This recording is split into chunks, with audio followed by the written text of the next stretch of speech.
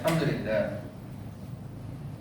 لله القائل يا أيها الذين آمنوا إذا نودي للصلاة من يوم الجمعة فاسعوا إلى ذكر الله وذروا البيع ذلكم خير لكم إن كنتم تعلمون أشهد أن لا إله إلا الله وحده لا شريك له وأشهد أن محمدا عبده ورسوله اللهم صل وسلم على سيدنا محمد وعلى آله وصحبه أجمعين أما بعد فيا أيها المسلمون اتقوا الله أوصيكم وإياي بتقوى الله فقد فاز المتقون قال الله تعالى يا أيها الذين آمنوا اتقوا الله حق تقاته ولا تموتن إلا وأنتم مسلمون. Muslimin yang dirahmati Allah sekalian, marilah sama-sama kita terus istiqamah untuk meningkatkan keimanan dan ketakwaan kita kepada Allah Subhanahu wa taala dengan melaksanakan segala perintahnya dan suruhannya serta menjauhi segala larangan dan tegahannya.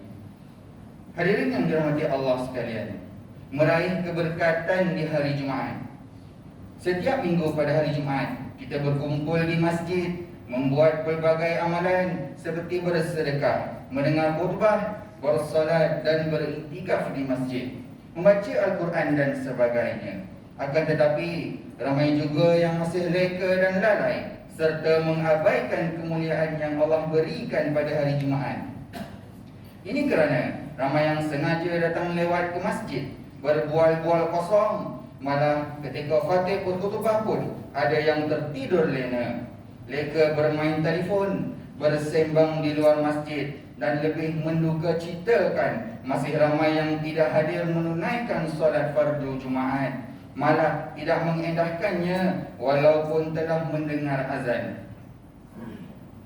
Apakah kita tahu atau buat-buat tidak tahu betapa mulianya hari Jumaat di sisi Allah Subhanahu wa taala? Mungkin ramai dalam kalangan kita tahu dan sedar bahawa hari Jumaat adalah penghulu segala hari.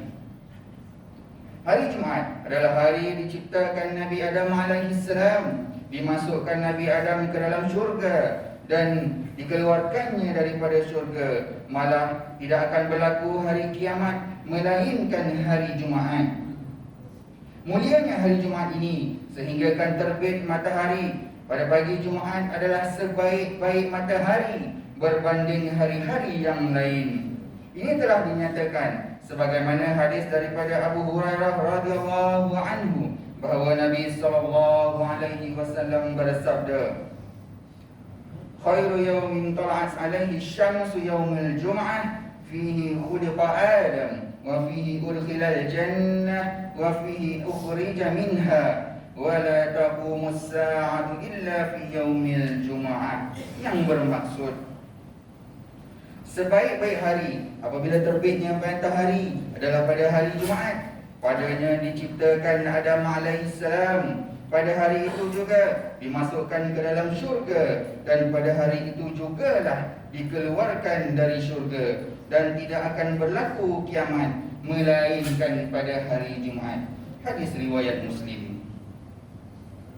Sesungguhnya hari Jumaat adalah hari kebesaran umat Islam. Allah memuliakan hari Jumaat melebihi hari raya Aidilfitri dan Aidil Adha. Namun kenapa ada yang masih leka dengan mengabaikannya, sedangkan semua makhluk lain takutkan hari Jumaat? Hadis dari Abi Lubabah bin Abdul Munzir radhiyallahu anhu bahawa Rasulullah sallallahu alaihi wasallam telah bersabda, "Inna yawmal jum'ati sayyidul ayyam wa a'zamuha 'inda Allah wa huwa a'zamu 'inda Allah min yaumil adha wa yaumil fitr.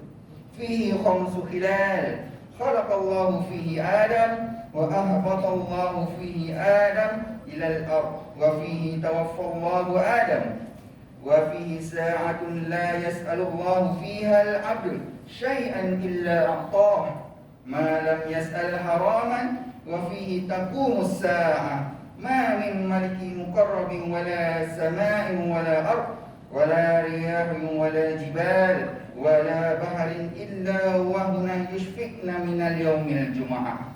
Yang bermaksud, sesungguhnya hari Jumaat adalah hari penghulu segala hari dan seagung-agung hari di sisi Allah, yang mana keagungannya itu di sisi Allah lebih agung berbanding hari raya Aidil Adha dan juga Aidil Fitri.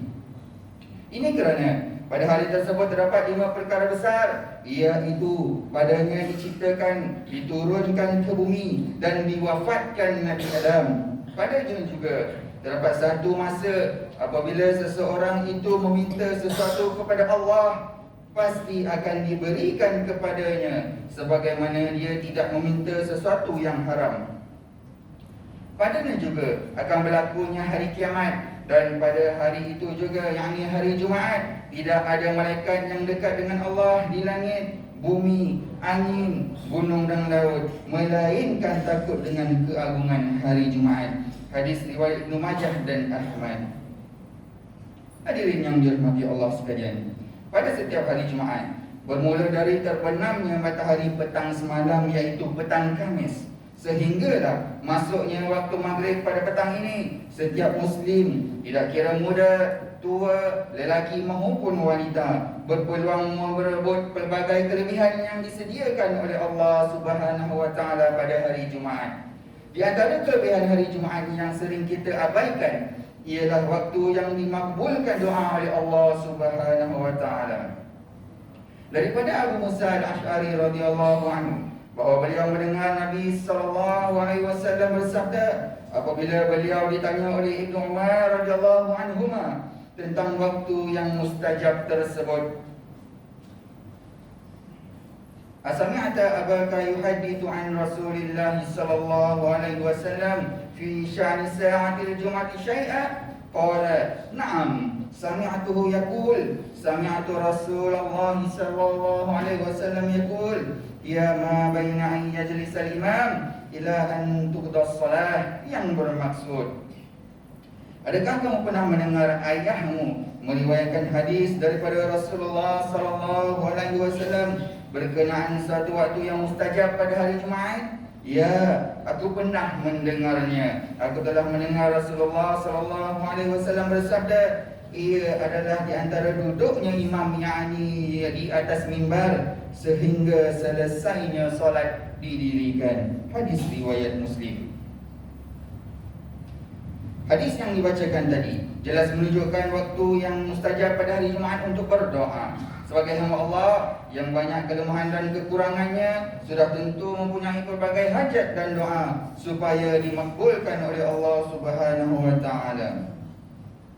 Tetapi ruginya kita apabila ada peluang yang baik pada hari Jumaat ini, namun kita hiasinya dengan kelalaian dan perbuatan yang tidak bermanfaat. Justru biasa kalah dengan amalan-amalan sunat pada hari Jumaat. Masuklah masjid seawal yang boleh agar dapat menunaikan solat sunat dengan tenang serta mendapat tempat yang lebih selesa. Malahan mereka yang masuk lebih awal akan dicatat namanya oleh para malaikat yang menanti di pintu masjid. Malaikat-malaikat ini akan berhenti mencatat nama manusia apabila azan dikumandangkan. Hadis daripada Abu Hurairah radhiyallahu anhu katanya, sabda Rasulullah sallallahu alaihi wasallam bersabda yang mana mahfumnya, apabila tiba hari Jumaat, akan ada malaikat di pintu-pintu masjid yang mencatat nama orang-orang yang datang awal, sehingga apabila imam duduk sebelum baca khutbah, mereka akan menutup lembaran yang berhenti mencatat nama dan mereka mendengar khutbah. Hadis riwayat Al-Bukhari.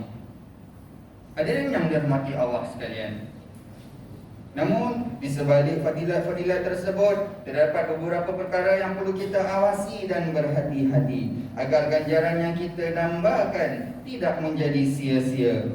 Sewaktu kita sedang berada di dalam masjid, kita perlulah menjaga adab-adab dan mengekalkan ketenangan suasananya. Malah kita telah diingatkan oleh Rasulullah SAW agar tidak melakukan perkara-perkara yang sia-sia ketika mana khatib sedang menyampaikan khutbah.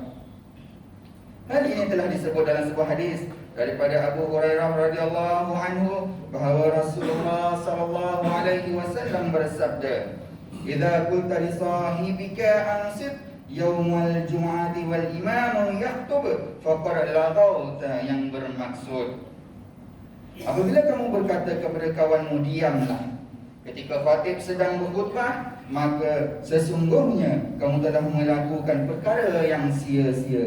Hadis riwayat Ibnu Majah.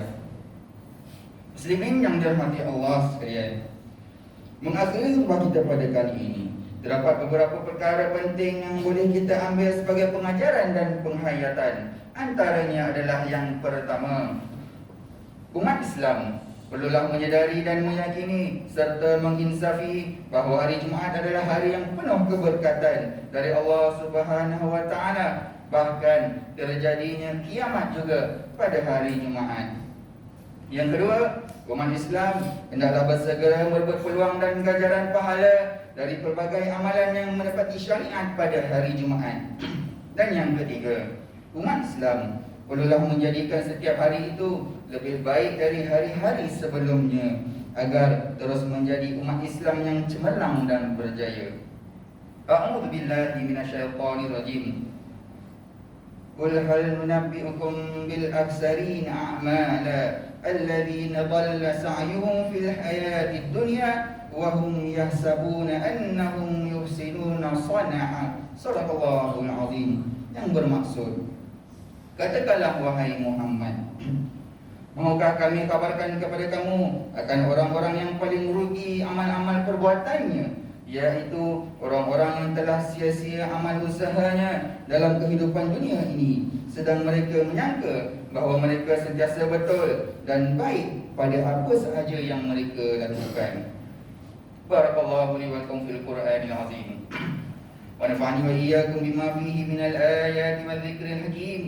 Wa taqabbal minni wa minkum tilawatah innahu huwas samiul alim. Aqulu qawli hadza wa astaghfirullahal azim li wa lakum wa lisa'iril muslimina wal muslimat fastaghfiruhu innahu huwal ghafurur rahim.